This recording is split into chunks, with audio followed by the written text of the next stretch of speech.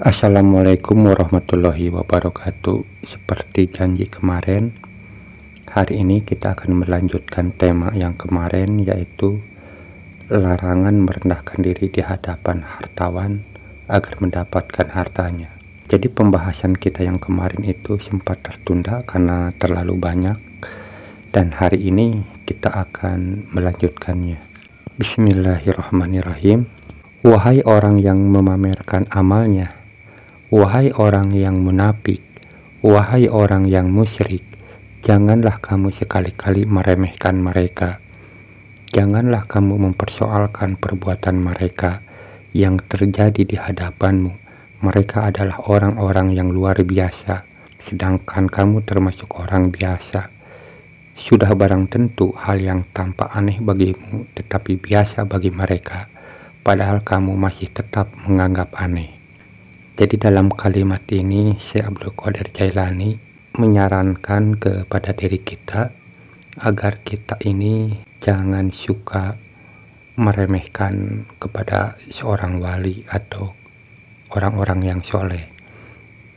Ya mungkin karena kita tidak mengetahuinya, jadi terkadang kita suka aneh dengan sikap-sikap seorang wali ini. Sikap seorang wali kan biasanya yang bikin kita aneh. Terkadang seorang wali ini bukan terkadang lagi, memang seorang wali ini tidak akan membunuh makhluk apapun, sekecil apapun, sekalipun semut.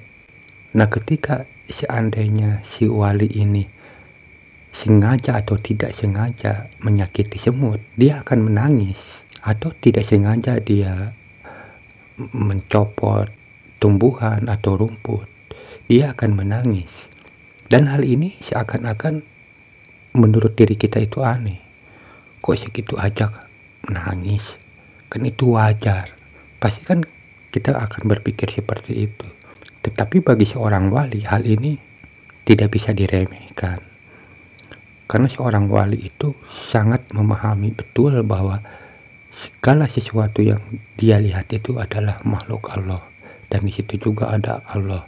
Semua makhluk memiliki hak untuk hidup dan wajib kita memperlakukannya dengan baik. Jangan sampai semena-mena, apalagi kita yang dijadikan sebagai makhluk khalifah di muka bumi ini. Kita harus bisa menjadi khalifah yang benar. Jangan semena-mena. Nah, makanya kata Syekh Abdul Qadir Jailani bahwa sikap para wali ini bukan sesuatu yang biasa, justru itu sesuatu yang luar biasa. Justru kitalah manusia yang biasa. Kadang-kadang kan kita jangankan seperti wali, misalnya ada semut banyak aja di rumah, kita suka marah-marah, langsung kita membakarnya atau kita menyiramnya. Padahal sebenarnya kalau berbicara yang salah, sebenarnya yang salah itu kita sendiri. Jangan menyalahkan semut. Contoh begini saja. Kenapa manusia tidak pindah ke planet lain, ke bulan atau ke planet yang lain? Pasti jawabannya karena di planet lain tidak ada penghidupan yang layak untuk manusia. Kalau seandainya di planet yang lain ada sesuatu kehidupan yang layak untuk manusia, pasti manusia itu akan pindah ke sana walaupun tidak semua. Nah, begitu juga semut. Kenapa semut bisa datang ke rumah kita, bahkan sampai berbondong-bondong? Karena menurut semut bahwa di tempat kita ini ada kehidupannya yang layak untuk dirinya, untuk rombongannya, maka wajar dia datang. Nah, jadi yang salah itu adalah diri kita. Kenapa kita membiarkan rumah kita menjadi tempat kehidupannya semut? Mestinya kita harus rajin bersih, harus merawat rumah kita, sehingga di rumah kita ini tidak dijadikan tempat-tempat hewan-hewan yang kita benci itu. Itulah perumpamaan-perumpamaannya. Justru sebenarnya jika hewan datang ke tempat kita itu sebenarnya wajar. Tetapi yang dilakukan manusia itu kadang kurang ajar, karena hewan kadang datang itu karena ada kehidupan atau karena ada sesuatu yang memang layak untuk dia tempati. Tetapi manusia kadang suka iseng, walaupun di situ tidak ada sesuatu yang manfaat untuk dirinya. Kadang kita suka iseng untuk mendatangi tempat-tempat itu, walaupun di situ tidak layak untuk hidup kita, dengan alasan-alasan lain. Ya ingin tahu aja, ingin inilah, ingin itulah. Apalagi sampai ketika datang di situ sampai merusak tempat-tempat itu. Nah, kita tidak berpikir ke hal itu. Jadi makanya sebagai manusia itu harus benar-benar pandai mengoreksi. Dan katanya mereka bangun ketika kamu tidur. Mereka puasa ketika kamu tidak berpuasa. Mereka khawatir ketika kamu merasa aman. Mereka aman ketika kamu merasa cemas. Mereka memberi ketika kamu menyimpan. Mereka beramal untuk Allah Azza wa Jalla semata, sedang kamu beramal untuk selain Allah. Mereka hanya menuju kepada Allah, sedang kamu menuju kepada selain Allah. Mereka menyerahkan segala urusan kepada Allah, sedang kamu menarik urusan dari Allah dan tidak rela kepadanya. Mereka rela dengan kehendak Allah. Mereka menjaga lisannya dari mengadu kepada sesama makhluk, padahal kamu tidak berbuat demikian. Mereka bersabar ketika merasakan kepahitan, maka sudah menjadi hak mereka jika kepahitan itu berubah menjadi kelezatan. Pisau-pisau takdir telah merobek-robek daging mereka, tetapi mereka tidak peduli, bahkan tidak merasa sakit, karena mereka telah melihat dengan mata hati zat yang membuat sakit, dan mereka tercengang kepadanya. Masyarakat merasa damai atas kehadiran mereka, dan mereka sedikit pun tidak menanamkan bibit penyakit kepada siapa saja.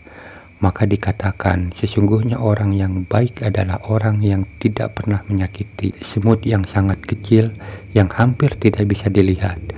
Mereka selalu mengadakan hubungan dengan Allah dalam bentuk ketaatan kepadanya. Mereka juga mengikat tali persaudaraan sesama keluarga. Mereka merasakan nikmatnya beribadah, mendapatkan kenikmatan surga. Mereka dapat melihat Allah Azza wa Jalla, dapat berdekatan dengan Dia, serta mendengar firman-Nya, sedangkan kamu tidak ada apa-apanya dibandingkan mereka.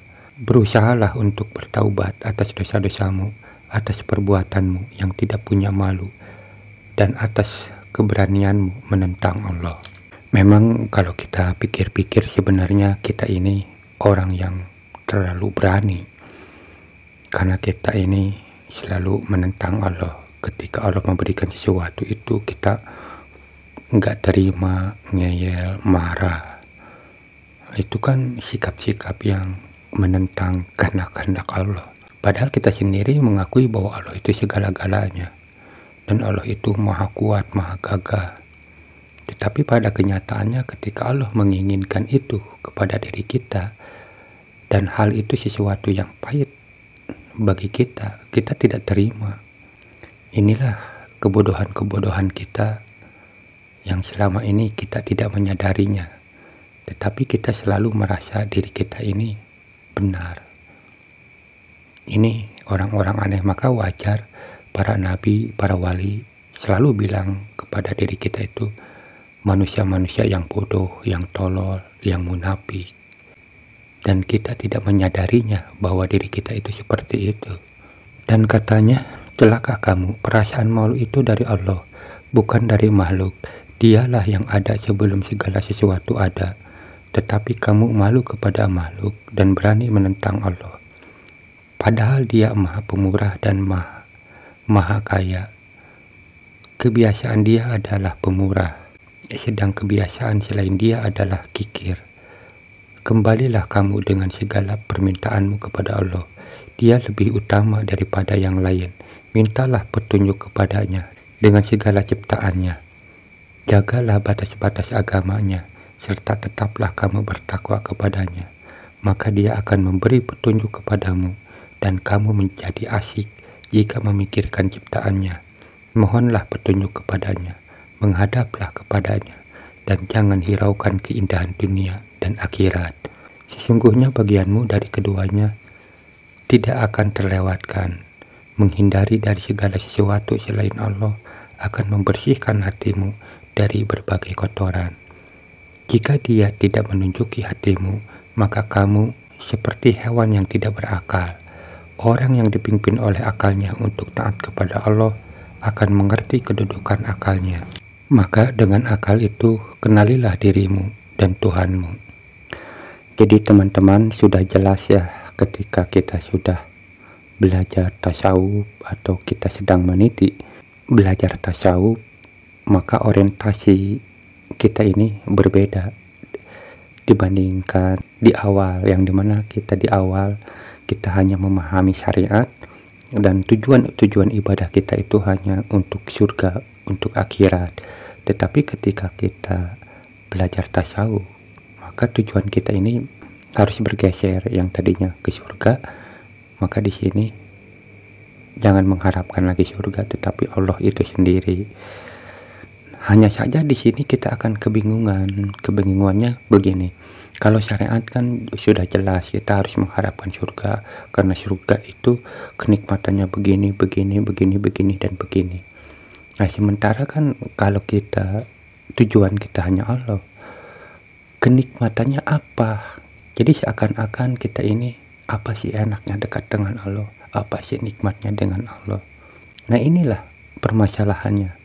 Makanya sekali lagi, cobalah ikuti dan mau membuktikan kebenaran apa yang dikatakan oleh orang-orang soleh ini.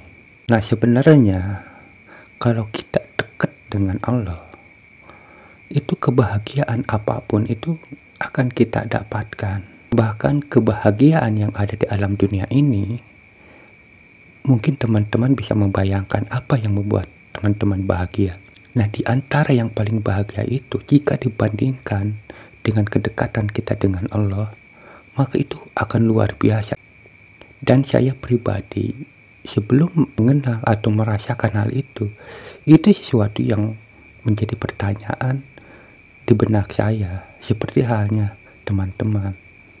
Tetapi ketika sudah merasakan, oh ini ternyata, sehingga kita ini akan beranggapan bahwa oh ini mungkin yang disebutnya surga Nabi Adam, oh mungkin ini yang disebut nikmat iman, nikmat Islam.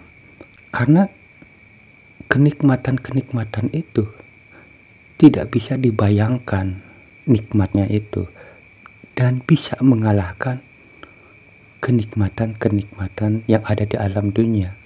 Dan sayangnya, untuk mendapatkan hal-hal ini, itu kita harus bisa mengalahkan dunia. Jadi diibaratkan bahwa untuk mendapatkan kenikmatan dekat dengan Allah itu harus bisa menyingkirkan kenikmatan dunia. Makanya ada sebagian ulama mengatakan bahwa akhirat dan dunia itu bagaikan minyak dan air. Jadi saling tumpang tindih, tidak bisa menyatu. Tetapi katanya ada sebagian yang menyebut kalau kita mengejar akhirat, tapi katanya dunianya ikut. Memang benar ikut ke situnya mah. Tetapi ketika dunia mengikuti kita, itu merupakan ujian kita agar kita ini kembali kepada dirinya. Misalnya ketika kita mengejar akhirat, dekat dengan Allah, Allah memberikan kenikmatan yang luar biasa kepada diri kita. Ini dunia ngikutin kita, bahkan dia memamerkan, menunjukkan, memberi kepada diri kita, padahal kita tidak mengejarnya. Nah, ketika itu kita sadar kalau seandainya saya mengambil dunia, maka kenikmatan akhirat atau kenikmatan dekat dengan Allah itu akan hilang seketika. Dan ketika itu juga kalau akal pikir kita kuat, kalau kita diilhami oleh Allah, ketika dunia itu mengikuti kita, kita akan diberi kesadaran bahwa inilah hanya penipuan. Dia datang dengan sendirinya, tetapi ketika kita sudah mengambilnya, maka yang kedua kalinya kitalah yang harus bekerja. Nah, nantinya kita akan bersusah payah lagi. Jadi di awal waktu itu, dunia yang mengikuti kita, mengejar-ngejar kita. Ketika kita terperangkap mengambil dunia itu, maka yang kedua kalinya kita yang harus mengejar dia, dan dia lari. Ini kan aneh. Ketika kita menghindar, dia datang. Kita ambil, lalu kita ngejar, dia lari, tidak mau menghampiri kita lagi. Makanya sekali lagi, alasan-alasan manusia tidak mau dekat dengan Allah, tidak mau mengikuti perintah-perintah Allah itu karena dirinya belum mengenal atau belum merasakan kenikmatan-kenikmatan itu. Yang dia kenal kenikmatan-kenikmatan yang diberikan duniawi. Jadi ketika agama disodorkan kepada diri kita dengan berbagai rayuan, dengan berbagai itu, kita tidak akan percaya. Karena yang kita percayai kenikmatan yang ada di dunia ini, karena kita sudah merasakan dari kecil. Nah, sementara kenikmatan-kenikmatan yang ada di dalam agama itu sesuatu yang diragukan. Dan katanya, celaka kamu, umurmu hampir habis, tetapi kamu tidak mengerti sampai kapan kamu mengalahkan akhirat dan tergiur oleh manisnya dunia ini. Celaka kamu, rezekimu tidak akan dimakan oleh orang lain. Tempatmu di surga atau di neraka tidak akan ditempati oleh orang lain. Sungguh kamu telah terjerat dan terjerumus oleh hawa nafsumu. Kesenanganmu hanya makan minum, kawin, tidur, dan tercapainya keinginan-keinginanmu. Kesenanganmu bagaikan kesenangan orang-orang kafir dan orang-orang munafik. Yang penting kamu kenyang, entah itu dari yang halal atau dari yang haram. Dalam hatimu tak terlintas sedikit pun apakah itu sesuai dengan agama atau tidak. Hai orang miskin, tangisilah nafsumu, anakmu akan mati, kiamat hampir tiba, dan agamamu akan lenyap. Tetapi kamu tidak peduli dan kamu tidak menangisinya. Malaikat-malaikat yang menjagamu meratapi kamu karena melihat kerugianmu dalam menyia-nyiakan agamamu. Kamu tidak memiliki akal. Kalau kamu memiliki akal, tentu kamu akan menangis atas hilangnya agamamu yang merupakan harta termahal bagimu, namun kamu tidak berusaha untuk menjaganya. Dan memang sebenarnya bahwa manusia itu memang seperti itu. Jadi terkesan mengabaikan akhirat. Seakan-akan kalau seandainya kita mati, ya setelah mati tidak ada apa-apa lagi. Jadi suka dukanya itu tidak akan ada lagi. Jadi sepertinya itu yang dipikirkan oleh kebanyakan manusia. Sekalipun orang itu mengakui bahwa setelah mati itu ada kehidupan, ada akhirat, ada surga dan neraka, tetapi pada kenyataannya itu mereka tidak begitu menghiraukannya, kadang menyepelekannya. Dan kadang saya juga tidak mengerti, mungkin itulah nafsu, yang dimana nafsu ketika diciptakan itu selalu ingkar, di dalam kondisi apapun selalu tidak mau mengakui Allah. Nah begitu juga manusia itu selalu diselimuti hawa nafsu, dan manusia walaupun dalam keadaan bagaimanapun tetap dia itu tidak akan mengakui atau tidak akan sungguh-sungguh beriman, ya kecuali memang kita harus menekan kekuatan-kekuatan hawa nafsu itu, baru kita akan menyadarinya dan benar-benar mengakuinya. Dan disitulah akal pikir kita akan berfungsi dengan baik.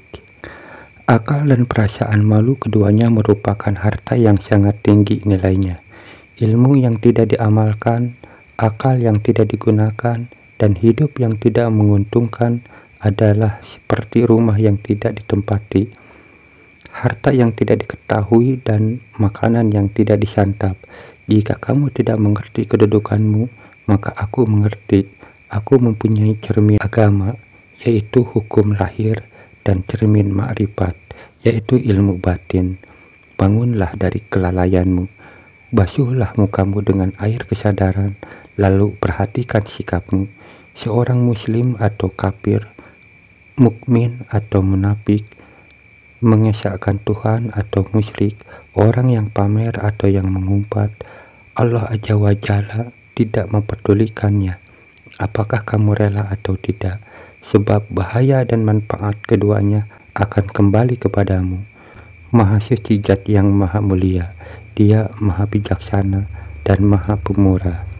Segala sesuatu di bawah kekuasaan dan kemurahannya. Kalau Dia tidak berbuat baik kepada kita, pasti kita akan binasa.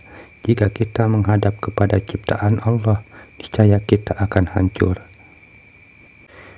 Jadi sebenarnya teman-teman, bahwa Allah itu sebenarnya tidak mau memperdulikan apakah kita itu mau beriman atau tidak, mau munafik, mau tidak, mau soleh atau tidak, itu tidak memperdulikan. Tidak ada kerugian bagi dirinya. Tetapi Allah menciptakan agama ini karena suatu tanda bahwa dirinya itu cinta kepada kita sebagai makhluknya. Dan ini merupakan tanggung jawab Allah, yang dimana Allah sudah menciptakan kita dan diberikan ujian-ujian oleh Allah kepada diri kita. Lalu Allah sendirilah yang memberikan rahasia-rahasia dalam mengatasi ujian-ujian itu. Nah, ketika kita sudah mengetahuinya, mau melakukan atau tidak itu terserah kita. Karena bagi Allah itu tidak ada ruginya. Kamu mau beriman, kamu mau tidak, itu terserah. Hanya saja Allah sebagai Sang Pencipta, Sang Pemurah yang memiliki tanggung jawab terhadap makhluknya. Ketika Dia menguji manusia, Dia juga memberikan bekal dan memberikan kunci-kunci untuk menemukan cara mengatasi ujian-ujian itu. Dan katanya, wahai gulam, dengan ibadahmu kamu berharap kepada Allah, padahal kamu lengah, pamer, dan munafik. Kamu mencari kemuliaan diri, kamu merendahkan orang-orang soleh, padahal dirimu rusak. Kamu tidak mengingat mereka dan mengetahui kemarifatan mereka. Wahai orang-orang yang pergi, wahai orang-orang yang melarikan diri, wahai orang-orang yang keluar dari pulau orang-orang soleh dari umat ini. Celaka kamu, menangislah hingga kamu meratapi dirimu, duduklah dalam musibahmu, dan kenakanlah pakaian orang mulia, hingga ia duduk bersamamu. Hatimu terhalang, tertutup, dan tidak mempunyai kesabaran. Sebagai orang-orang soleh berkata, celaka bagi orang-orang yang hatinya tertutup, tetapi mereka tidak merasa bahwa hati mereka tertutup. Yaitulah diri kita. Kita kan tidak merasa tertutup, padahal sebenarnya tertutup. Coba saja kalau kita dinasihati, kita kan merasa tidak nyaman. Kadang suka nggak senang dinasihati. Itu tandanya bahwa kita merasa tidak tertutup, padahal kita ini tertutup, hati kita ini. Celaka kamu, di manakah hatimu, di manakah akalmu, kepada siapa kamu mengadu, dengan siapa kamu tidur. Bila kamu dalam kesulitan, siapakah yang kamu percayai? Ceritakanlah kepadaku, aku mengetahui kebohongan dan kemunafikanmu. Kamu dan makhluk di sisiku bagaikan bangsat. Orang yang benar di antaranya adalah yang menjadi pendidik dan pelayan. Jika mau, dia dapat membawa akan ke pasar untuk menjual atau memerdekakanku. Silakan jika dia mau mengambil pakaian dan uangku atau memerintahkan aku, silakan. Kamu tidak punya kejujuran, ketauhidan, atau keimanan.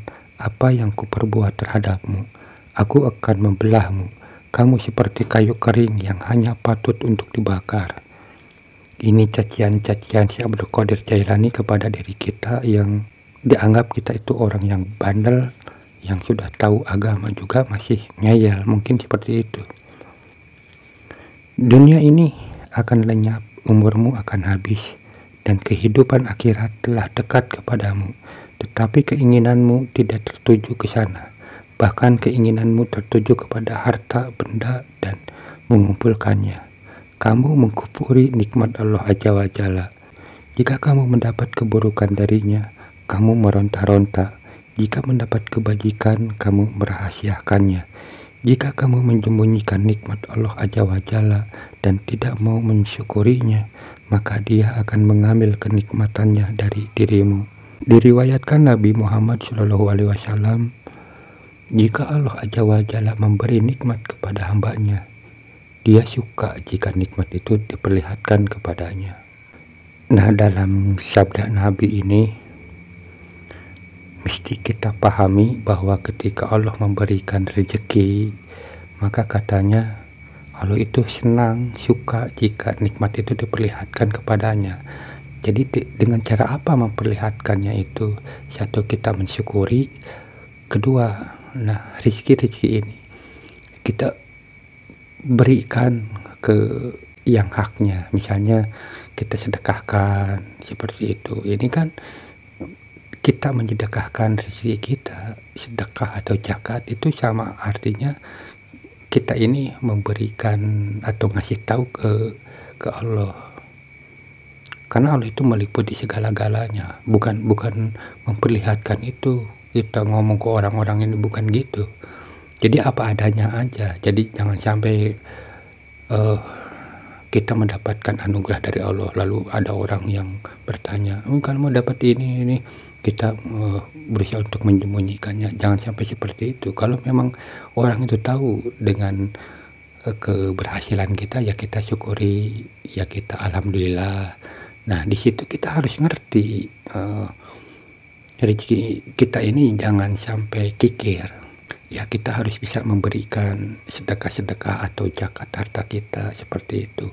Itu tandanya kita ini memperlihatkan rezeki atau nikmat yang Allah berikan itu kepada Allah diperlihatkan.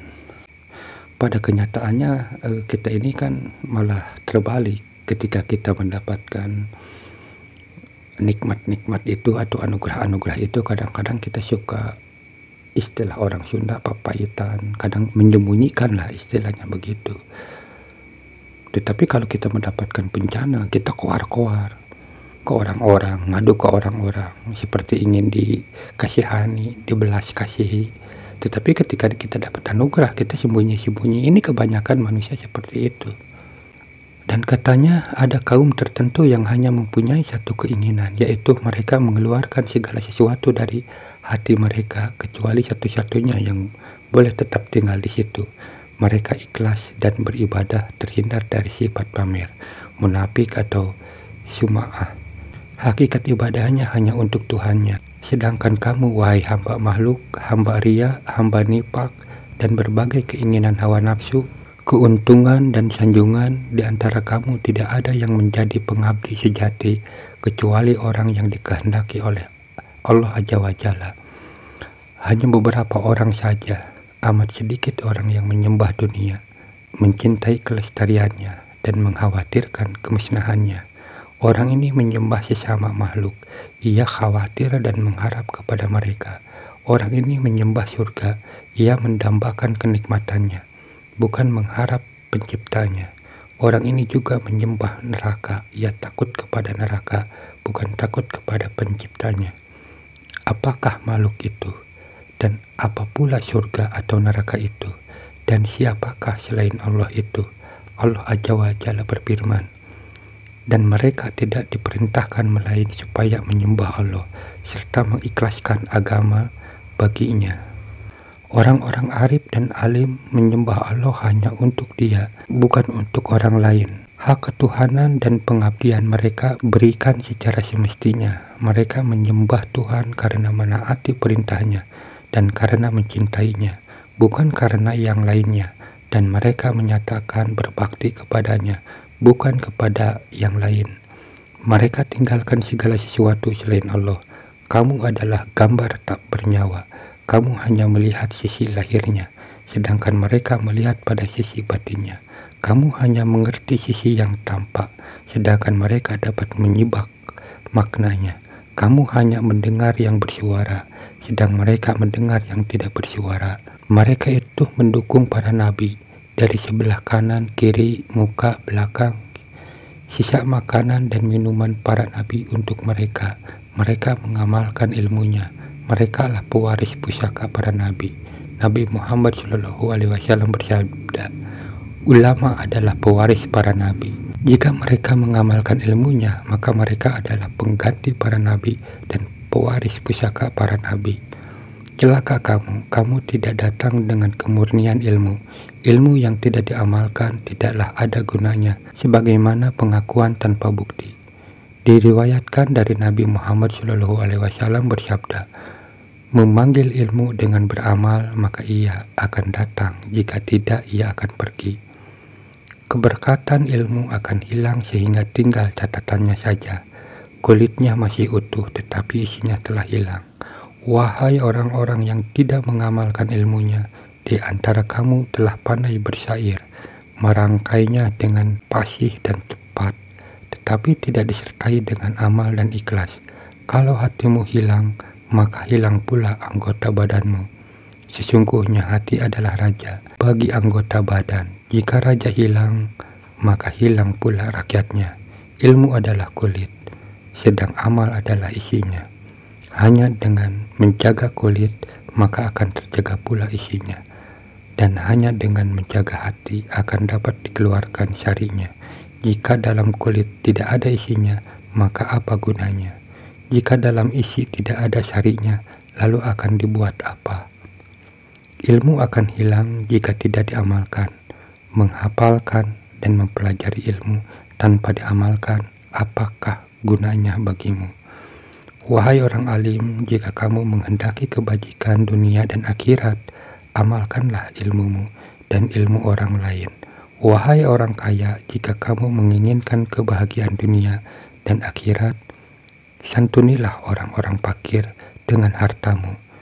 Diriwayatkan dari Nabi SAW, beliau bersabda, manusia adalah keluarga Allah. Orang yang paling dicintai Allah adalah orang yang paling banyak memberi manfaat untuk keluarganya. Maha suci Zat yang telah membuat sebagian membutuhkan sebagian yang lain. Dialah yang mempunyai hukum yang demikian. Wahai orang kaya, kamu lari dari aku mengambil milikmu. Untukmu, aku akan menjadikannya sebagai kebajikan dari Allah Azza wa Jalla. Dia membuat aku tidak butuh kamu dan membuat kamu butuh kepadaku. Ketika Ibrahim radhiyallahu anhu melihat setitik kesabaran orang fakir berkata, Allahumma ya Allah, lapangkanlah kami dari dunia, juhudkan kami terhadapnya, janganlah engkau pojokkan aku kepadanya sehingga hidupku hancur sebab mencarinya. Allahumma ya Allah, lunakkan hati kami dalam menerima keputusan dan takdir-takdirmu. Itulah kajian tasawuf yang temanya larangan merendahkan diri di hadapan hartawan agar mendapat hartanya. Mudah-mudahan penjelasan-penjelasan Syekh Abdul Qadir Jailani ini bisa dipahami oleh kita dan menjadikan penerangan kepada hati dan akal pikir kita. Assalamualaikum warahmatullahi wabarakatuh.